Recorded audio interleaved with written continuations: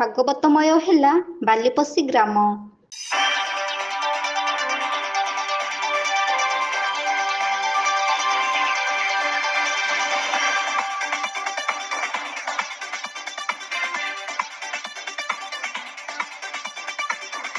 କେନ୍ଦୁଝର ଜିଲ୍ଲା ଚମ୍ପୁଆ ବ୍ଲକ ଅନ୍ତର୍ଗତ ପଡୁଆ ଗ୍ରାମ ପଞ୍ଚାୟତର ବାଲିପଶି ଗ୍ରାମରେ ଖେଳିଯାଇଛି ଏକ ଆଧ୍ୟାତ୍ମିକତାର ପବିତ୍ର ବାତାବରଣ।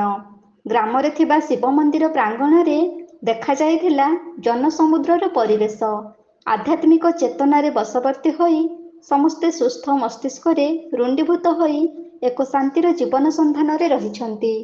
ଜଞ୍ଜାଳମୟ ଜୀବନରେ ଶାନ୍ତିର ମୁହୂର୍ତ୍ତ ଖୁବ୍ କମ୍ ରହିଥିବା ବେଳେ ସଂସାର ଜଞ୍ଜାଳ ଥାଇ ମଧ୍ୟ କେମିତି ଶାନ୍ତି ଆଉ ସୁସ୍ଥ ଜୀବନ ଅତିବାହିତ ହେବ, ତାହାର ଏକମାତ୍ର ମାର୍ଗ କେବଳ ଆଧ୍ୟାତ୍ମିକ ମାର୍ଗ।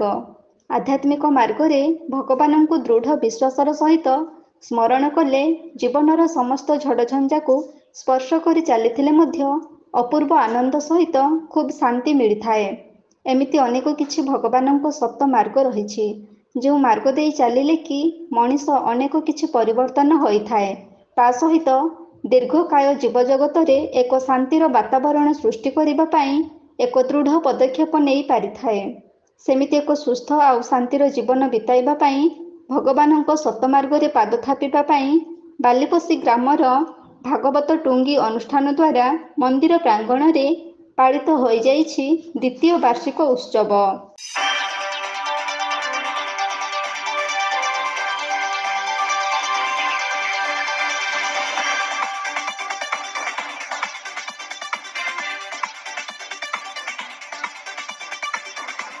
ଏହି ଭାଗବତ ଉତ୍ସବରେ ଆଖପାଖ ଗ୍ରାମର ଅନେକ ଭାଗବତ ପ୍ରେମୀ ଉପସ୍ଥିତ ରହି ଭାଗବତ ଉତ୍ସବକୁ ଉପଭୋଗ କରିଥିଲେ।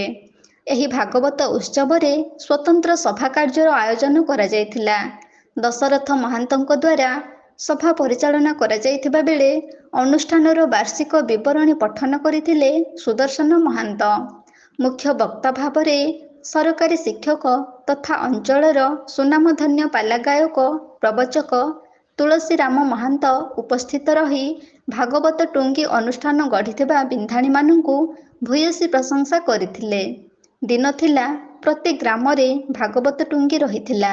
ସେହି ସମୟରେ ସନ୍ଧ୍ୟା ହେଲା ମାନେ ପ୍ରଭୁଙ୍କ ନାମରେ ପ୍ରକମ୍ପିତ ହୋଇ ସାରା ଗାଁ ଉଛୁଳି ପଡ଼ୁଥିଲା, ଆଉ ସୃଷ୍ଟି ହୋଇଯାଉଥିଲା ଏକ ସ୍ୱର୍ଗ ଶାନ୍ତିର ପରିବେଶ। ଦିନ ସାରା ନିଜର ଜଞ୍ଜାଳମୟ ଜୀବନ ଅତିବାହିତ କରିବା ପରେ ସନ୍ଧ୍ୟା ସମୟରେ ଭଗବାନଙ୍କ ନାମ ଧରି ରାତିରେ ବିଶ୍ରାମ ନେଇ ଆସନ୍ତାକାଲିର ଜୀବନ ସୁଖ ଶାନ୍ତିରେ କଟୁଥିଲା ବୋଲି ଅନୁଭବୀମାନେ ପ୍ରକାଶ କରିଛନ୍ତି। କିନ୍ତୁ ଆଜିର ସମାଜରେ ଯୁବପିଢ଼ିଙ୍କ ବିଚାରଧାରା ସମ୍ପୂର୍ଣ୍ଣ ଅଲଗା ହୋଇଯାଇଥିବା ଯୋଗୁଁ ପ୍ରବଚକ କ୍ଷୋଭ ପ୍ରକାଶ କରିଥିଲେ।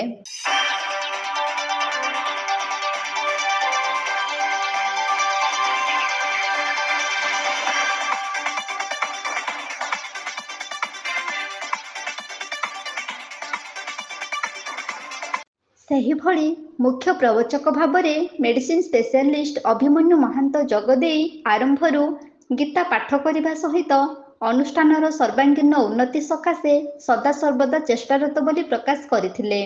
ଆଜିକା ପରିବାର ମଧ୍ୟରେ ବାପ ପୁଅର ସୁସମ୍ପର୍କ ଡରିରେ ବିଚ୍ଛିନ୍ନତା ଦେଖାଦେଇ ଉଭୟଙ୍କ ମଧ୍ୟରେ ବିରାଟକାୟ ପାଚେରୀ ଠିଆ ହେବାର ଦୃଶ୍ୟ ଦେଖିବାକୁ ମିଳୁଛି, ଯାହାଫଳରେ ସଂସାର ଚଳଣିରେ ଖୁବ୍ ଅଶାନ୍ତି ଦେଖାଦେଉଛି। ନିଶା ସେବନର ଏକ କାଳରୂପୀ ଅଭ୍ୟାସ ଦ୍ୱାରା ସମାଜର ଏକ ଶାନ୍ତିର ସ୍ରୋତକୁ ପଥଭ୍ରଷ୍ଟ କରି ସୁସମାଜ ଗଠନ କରିବାରେ ପ୍ରତିବନ୍ଧକ ସୃଷ୍ଟି ହୋଇଯାଇଛି। ସେହି ନିଶା ସେବନରୁ କେମିତି ମୁକ୍ତି ପାଇ ସୁସମାଜର ଶାନ୍ତିର ସ୍ରୋତରେ ସମସ୍ତେ ସାମିଲ ହୋଇପାରିବେ, ସେ ବିଷୟରେ ମୁଖ୍ୟ ପ୍ରବଚକ ଗୁରୁମନ୍ତ୍ର ଦେଇଥିଲେ।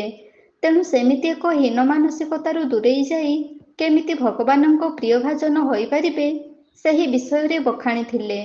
ଅନ୍ୟମାନଙ୍କ ମଧ୍ୟରେ ସମ୍ମାନନୀୟ ଅତିଥି ଭାବେ ଅବସରପ୍ରାପ୍ତ ପ୍ରଧାନ ଶିକ୍ଷକ ନରହରି ମହାନ୍ତ, ଭାବଗ୍ରାହୀ ମହାନ୍ତ, ଭାଗବତ କମିଟିର ପଥପ୍ରଦର୍ଶକ ଅନାଦିଚରଣ ମହାନ୍ତ, ସମ୍ପାଦକ ମତିଲାଲ ବାରିକ, ସଭାପତି ପୁରୁଷୋତ୍ତମ ମହାନ୍ତ ଉପସ୍ଥିତ ରହି ବାର୍ଷିକ ଉତ୍ସବକୁ ସଫଳ କରିଥିଲେ।